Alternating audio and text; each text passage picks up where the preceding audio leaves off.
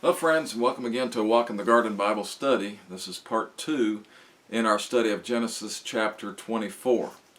And where we left off last time is we saw where Abraham had sent his servant, his eldest servant, the most trusted servant he had in his household, and he had sent him out with his son Isaac, and they were going to go look to find Isaac a wife.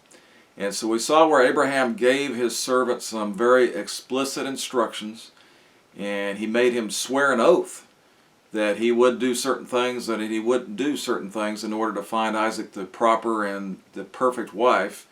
And he gave him the assurance that he was going to be blessed in his journey and in his searching, because he said the Lord himself was going to send his angel before him and prepare the way and just give him guidance and direction as they travel. And so that's where we're going to pick it up today in our lesson, and we're going to be looking at verses 10 through 28. And here the Bible says, "And the servant took 10 camels of the camels of his master, and departed, for all the goods of his master were in his hand. And he arose and went to Mesopotamia, unto the city of Nahor. And he made his camels to kneel down without the city by a well of water at the time of the evening, even the time that women go out to draw water. And he said, O Lord God of my master Abraham, I pray thee, send me good speed this day, and show kindness unto thy master Abraham. Behold, I stand here by the well of water, and the daughters of the men of the city come out to draw water. And let it come to pass that the damsel to whom I shall say, Let down thy pitcher, I pray thee, that I may drink. And she shall say, Drink, and I will give thy camels drink also. Let the same be she that thou hast appointed for thy servant Isaac. And thereby shall I know that thou hast shown kindness unto my master. And it came to pass, before he had done speaking, that, behold, Rebekah came out, who was born to Bethuel, the son of Milcah, the wife of Nahor, Abraham's brother, with her pitcher upon her shoulder. And the damsel was very fair to look upon, a virgin, neither had any man known her. And she went down to the well, and filled her pitcher, and came up. And the servant ran to meet her, and said, Let me, I pray thee, drink a little water of thy pitcher. And she said, Drink, my lord. And she hasted, and let down her pitcher upon her hand, and gave him drink. And when she had done giving him drink, she said, I will draw water for thy camels also, until they have done drinking. And she hasted, and emptied her pitcher into the trough, and ran again unto the well to draw water, and drew for all his camels. And the man, wondering at her, held his peace, with whether the Lord had made his journey prosperous or not. And it came to pass, as the camels had done drinking, that the man took a golden earring of 1/2 shekel of weight, and 2 bracelets for her hands of 10 shekels weight of gold, and said, Whose daughter art thou? Tell me, I pray thee, is there any room in thy father's house for us to lodge in? And she said unto him, I am the daughter of Bethuel, the son of Milcah, which she bare unto Nahor. She said moreover unto him, We have both straw and provender enough, and room to lodge in. And the man bowed his head and worshipped the Lord. And he said, Blessed be the Lord God of my master Abraham, who hath not left destitute my master of his mercy and his truth. I being in the way, the Lord led me to the house of my master's brethren. And the damsel ran and told him her mother's house these things. So here we see the account of Abraham's faithful servant. And this was his most trusted servant of his house. So what does it tell us? It told us that all things of his master were in his hands. So he was entrusted with basically everything that Abraham owned. He trusted him that much. He put that much faith in him. And he looked upon him as the most trustworthy to do this task. And if you remember last time, we saw where he had put his arm under his thigh, and he had made an oath, swear an oath before him and before the Lord, that he wouldn't swerve or do against Abraham's wishes, but he would carry out the duties explicitly, and moreover, that he would trust the Lord to provide and meet their needs. And then we talked a little bit also about how it's a wise thing to put these type of decisions and these type of situations not only before the Lord, but also just trusting in the Lord's leadership in the matters. And we've looked at how we've got important decisions that we have to make in our lives. It could be something such as this, where we're hoping to find the right mate for our kids, the right son-in-law or the right daughter-in-law, but most of all, the one that's going to be the perfect fit for them and the one that has the Lord's blessing on it. It could be a job that somebody's seeking out. It could be a school that they're going to go to. It could be a career that they're planning for, or it could be a calling that they're acting upon, maybe in the ministry perhaps of a preacher or as a missionary or as an instrumentalist, or even the smallest things. But if we take those things and put them before the Lord and wait upon the Lord and trust that the Lord will show us the right thing to do, then most likely we're going to make the right decisions, and the Lord will bring it to pass. He'll put that person in front of you. He'll bring you in the right place at the right time, or He'll give you a sign or a significant viewpoint on something that's going to show you what His perfect will is. And so here we see the account of Abraham's faithful servant as he took the camels, he took the possessions, he took the things that they would need to travel back to Mesopotamia, back to the land of Abraham's kindred, and he was going to stick to the plan that they had set forth and not veer from it. And it's interesting to note here that he's not named because the focus is not to be on the servant. As important of role as he's playing in this event, as important of a role as he has, because basically he's going in Abraham's place, and he's his proxy in the matter in order to and he's in control of Abraham's most valuable possession, and that's his son. But the focus isn't to be on the servant. He's an important person here, but the focus is to remain upon Isaac and the will of God. So, but here we see that the servant is forever memorialized in this all-important tasking in the pages of the Scriptures for all time. And so even though we don't know his name, he has a very prominent position in the Scriptures. And so we must be reminded here that the things we do for the Lord, we don't do for personal recognition. I mean, he wasn't trying to gain any important status upon himself. He wasn't hoping to be rewarded in some magnitude or have some position showered upon him for following through and accomplishing the mission. But his desire was to please his master, and his desire was to please the Lord. And we're going to see that he's going to get excited when the Lord, he realizes that the Lord has blessed his journey. I mean, that's his blessing, is that he could be part of it. And so we got to remind it that things we do, we're not doing for personal recognition. We don't do them to gain anything, to gain wealth, or to gain some kind of status. But if we're simply obeying the Lord, it is He that will place honor where honor is due. And so what do we see here? Well, it says the servant took 10 camels of his master and departed. So it was a very large entourage. And of course the camels were responsible not only for sometimes hauling people, but mostly for hauling their possessions. He was going to be taking a great deal of provision. He was going to take some things that he could use as gifts. And then, of course, they had to have food and so forth and so on. And the camels would be responsible for carrying much of their goods. Because it says all the goods of his master were in his hand. And then it said, what does it say? It says he arose. And where did he go? He went to Mesopotamia, the city of Nahor. The city of Nahor, Abraham's brother. And he left expeditiously. And he did as he was instructed. And he went back to the homeland of Abraham, where some of his kin were residing, and in the very city of Nahor itself. And so it was very likely he was going to run into some Abraham's kin there. I mean, they were all, he knew where they were located. He knew where most likely they would be living at.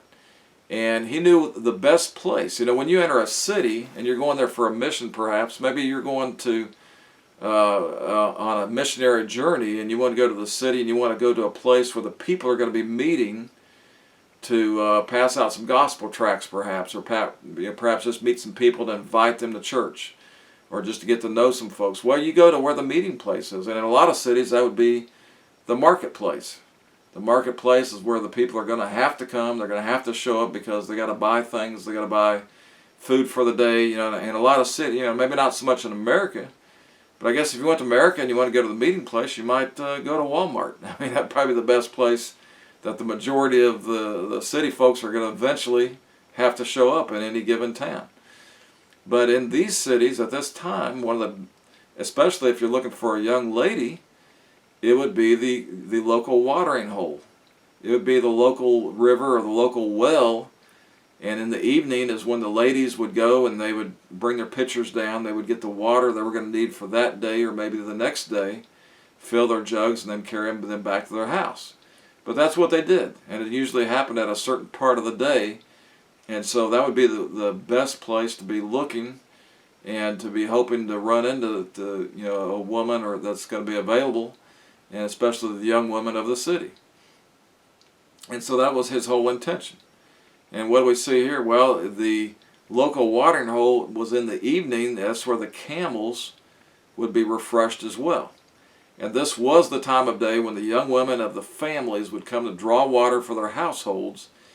And as his manner was, what does the servant do? He prays to the Lord for a prosperous outcome. I mean, he's trusting in Abraham's God to bless their journey, and he's just praying diligently and praying and hoping and requesting that God will meet their needs, and God will provide. And he doesn't just pray any prayer, not just a generic prayer, but he's very specific in his prayer. What does he say? He says, "O Lord, bless me in all that I do this day." You know, that might not be a bad prayer for us to pray, maybe first thing in the morning, before we journey out into the world, before we go to work, before we go to school, before we go out and try to accomplish something. Well, let's start the day off on the right foot. And maybe just pray a simple prayer, but be specific in the prayer. And one way to start that prayer might be with these words right here. "O Lord, bless me in all that I do this day." So don't just make it a generic prayer. Make it about yourself. Pray it from your heart and trust that the Lord is going to accomplish something in your life that day. Now, he's very specific in his prayer. He not only wants to please his master and complete his mission, but he wants to make very clear and sure that it will be the perfect choice for Isaac, that she will be God's choice of a helpmeet for Isaac. He doesn't want it to be his choice. He doesn't want to be his speculation. He doesn't want to be, well, yeah, I think this one looks pretty good, and she seems like she's got a pleasant personality, and it seems like that she would be a good choice. No, he wants the Lord to have his hand upon it. He wants to know that it's the Lord's will. And so what do we see? Well, it says that it came to pass that the damsel to whom I shall say, and this is his prayer, this is his specificity in his prayer, the fact that he's not just praying a generic prayer, that Lord bless me in all I do, show me the right woman. No, he's going to specify before the Lord the scenario to where he's going to know beyond a shadow of a doubt that this is God's choice. He says, "Let it come to pass, O Lord, that the damsel to whom I shall say, let down thy pitcher, I pray thee, that I may drink, and she shall say, drink, and I will give thy camels drink also. Let the same that fills this situation be that thou hast appointed for thy servant Isaac. And thereby shall I know that thou hast showed kindness unto my master." He wants to know beyond any possible doubt that he's making the right decision.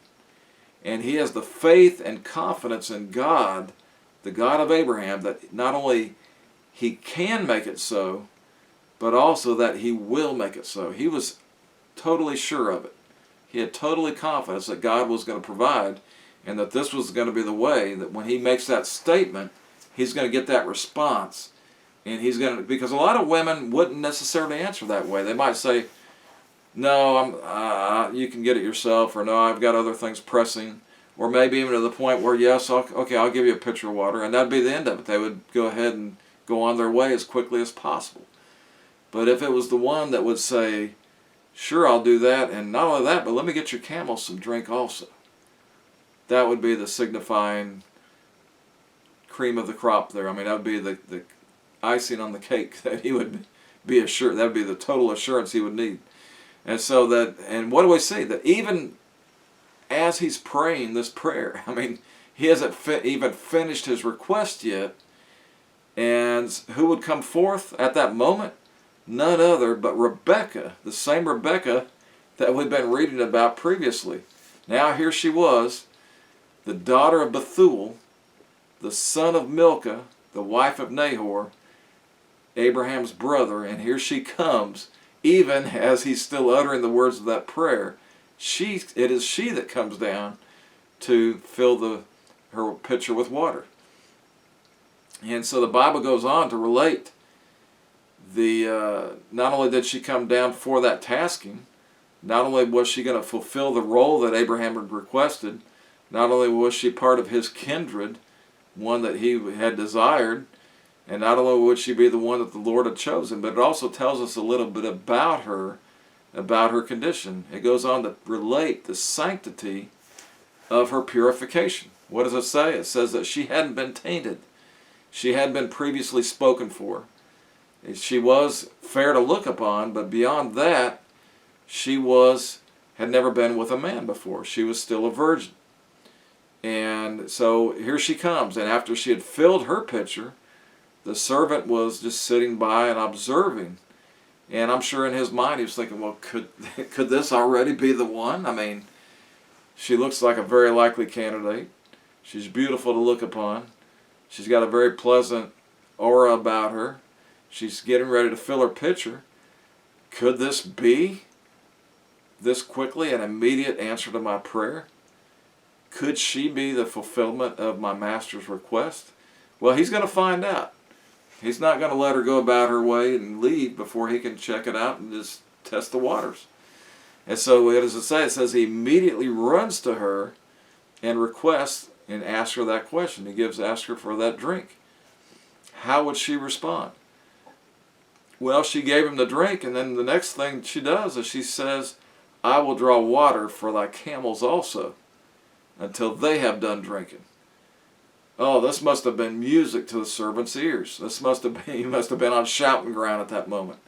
I mean, he was just overjoyed and overwhelmed to find out that the Lord had provided, and provided immediately. It was a sign from the Lord. It was beyond coincidence. It was beyond happenstance.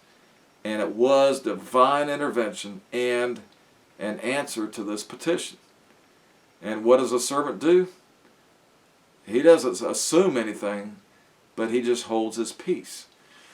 And sometimes when we get our prayer answered, and it's very specific in the answer that we get, sometimes we're still tempted to maybe think, well, maybe this was just, maybe it's just being in the right place at the right time, and it's amazing how this just worked out, or it's really, and then we have to step back and say, wait a minute, this was exactly what I had been praying for.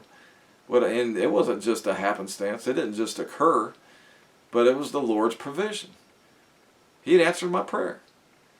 And he just wanted to kind of step back and just make 100%. I mean, he wasn't going to just assume anything. What does he do? He holds his peace.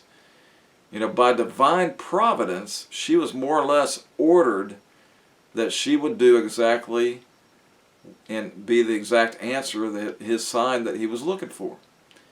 And herein we see, unbeknownst to her at the time, just by being a dutiful girl, by being a caring and providing individual, just trying to be neighborly, just trying to be cordial, just trying to be helpful, and trying to look out for her fellow man, and just by showing an act of kindness to a stranger, it was probably her manner. I mean, this wasn't something out of the ordinary.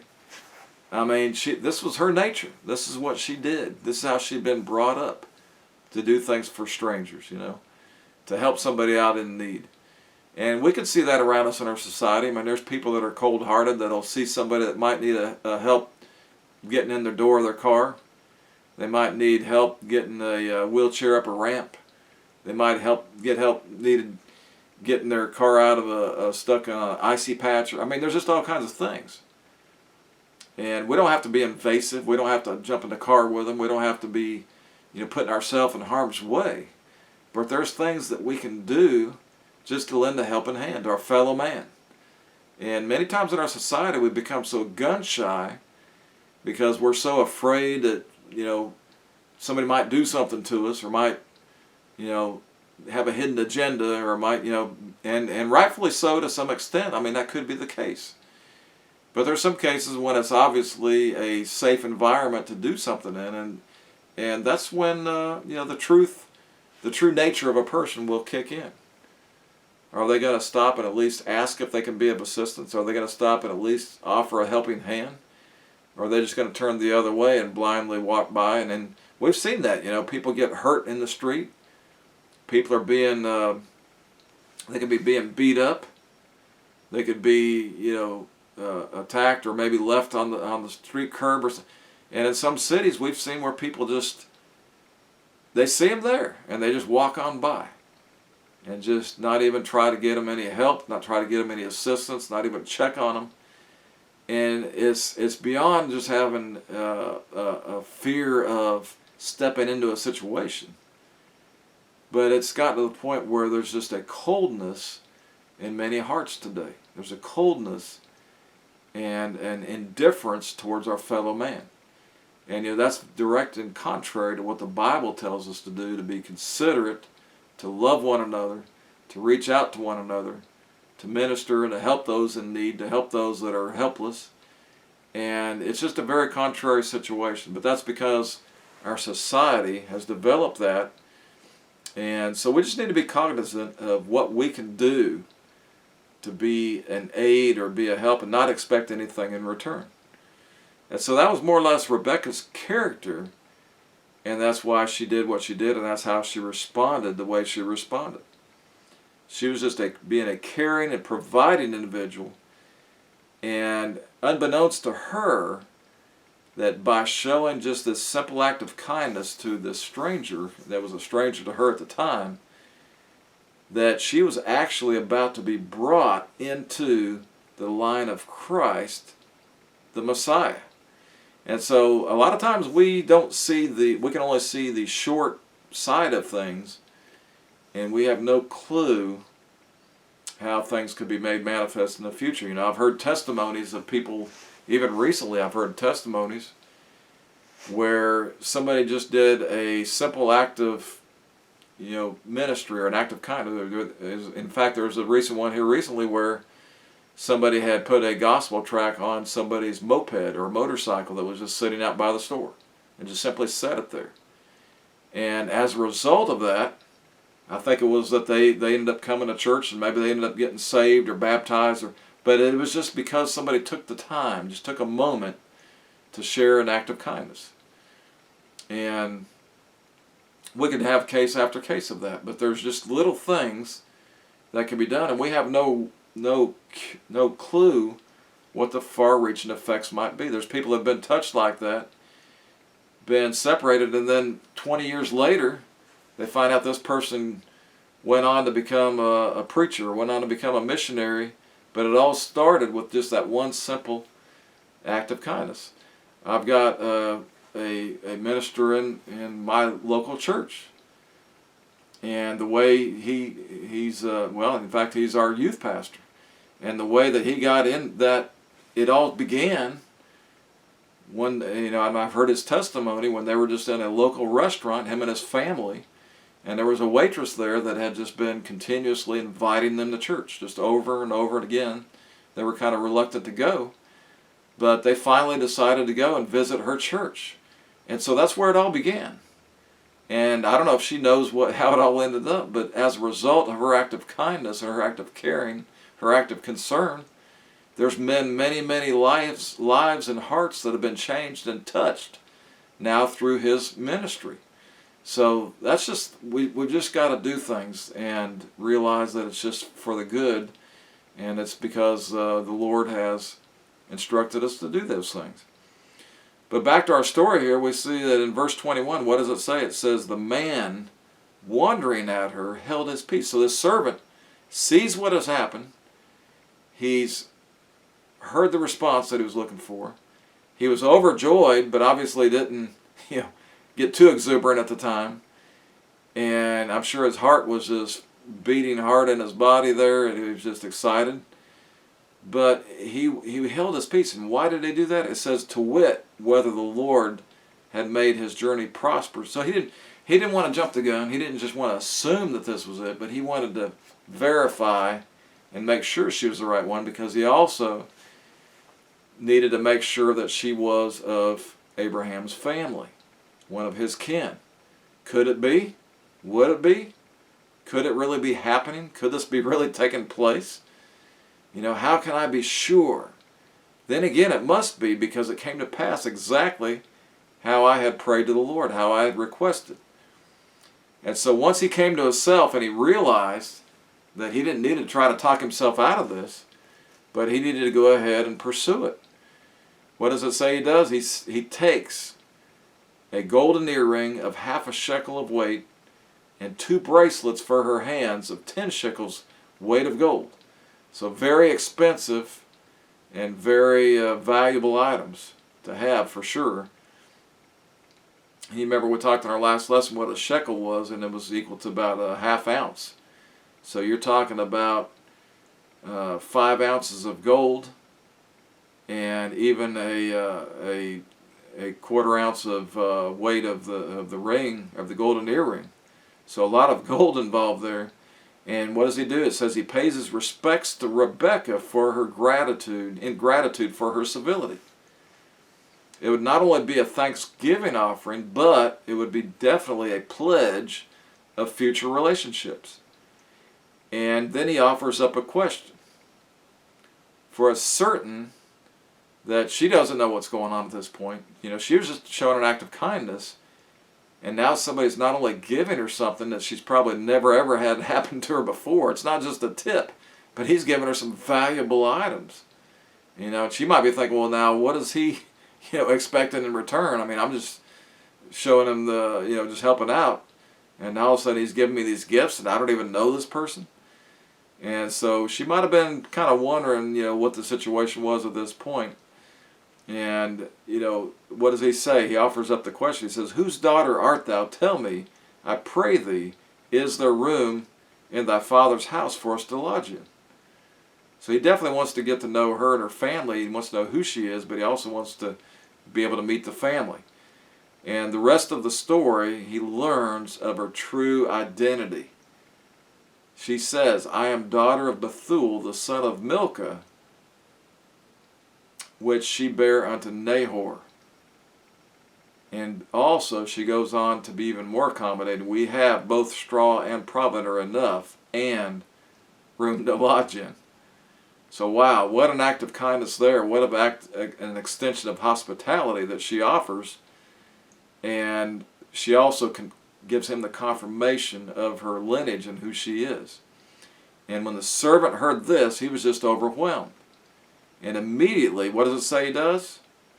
He worships the Lord. He gives gratitude where gratitude's due. He doesn't forget that it's the Lord's provision. And he worships the Lord for recognizing that, and he recognizes that his prayers were answered. His journey was a success. Abraham would be more than pleased, and he would have to look no further. And we read this prayer. What does this prayer say? He says, Blessed be the Lord God of my master Abraham, who hath not left destitute my master of his mercy and his truth. I being in the way, the Lord led me to the house of my master's brethren. I being in the way. He felt as if there was any hurdle at all to successful outcome, it was him. Why? Because, lack of faith, lack of confidence perhaps, lack of ability or capability, lack of eloquence. I mean, he could go on and on and on to know why he would have been the hindrance to be able to have a successful outcome. And in spite of all that, the Lord blessed mightily and answered the prayers. Regardless of him, regardless of his ineptitude, regardless of his unqualified actions, regardless of his maybe being in the wrong spot, God was going to provide and meet their needs. And so he had been divinely led to his own master's house and to his brethren. Was it a coincidence? No, there are no coincidences with God, only divine appointments. They were worshipers of the true God and inclinable to the religion of Abraham's family. Rebekah would definitely line up with Abraham's requirements and expectation for a suitable helpmeet for his son Isaac. And what does he say? He says, God hath not left destitute my master of his mercy and his truth. You know, when we worship God, we're to worship him in spirit and in truth. But God embodies the full measure of mercy and truth. And God's will would be done. His promises would be fulfilled. Abraham's family would be built up and prosper. And it would remain godly, and the line of the Messiah would be ratified. God's faithful servants, no matter how destitute they may become or seem, are never left destitute of God's mercy and truth. For God's mercy is an inexhaustible fountain, and his truth an inviolable foundation. And so we see it is that Rebekah's ultimate response to this exciting encounter, what does she do next when she hears these things, when she receives these gifts, and she finds out who they are and what has just happened? It says the damsel ran and told them of her mother's house these things. So that's an exciting account. That's where we're going to pick it up in our next lesson. We're going to see now where they're going to go ahead and proceed on to Nahor's household. He's going to get to meet the family, meet their future in-laws, and we're going to see what events are going to take place. Well, we hope to see you real soon again. Hope you're staying with us, and we're hoping you're having a great day. We'll talk to you again soon. Look forward to seeing you in our next lesson. Thanks.